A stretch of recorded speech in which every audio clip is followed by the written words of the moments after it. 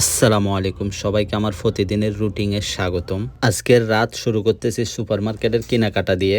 শুরুতে নিয়ে নিচ্ছি তনু, এরপরে নিয়ে নিলাম তনুর ছোট ভাই হামদিয়াত, এরপরে নিয়ে নিলাম হামদিয়াতের খালাতোমর লৌজিন।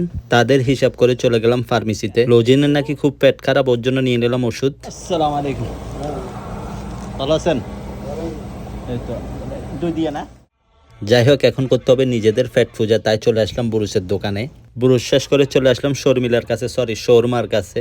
ওইখান থেকে নিয়ে নিলাম হাম্বার বার্গার, করে দিলাম ওদের হিসাব করার পর দেখতেছি নিজেদের পকেট খালি, তাই নিজেদের পকেট ফুরাইতে চলে আসলাম এটিএমে। সব কিছু শেষ করে চলে আসলাম আজকের দিনের সবচাইতে বড় কাজে, যেটার পিছনে আমি 2 ঘন্টা আগে শ্রম দিয়ে ফেলছি। এটাকে আরবিতে বলে ফুরন, বাংলায় কি বলে আমি জানি না। এটার কাজ হচ্ছে যে খানা রেডি করা।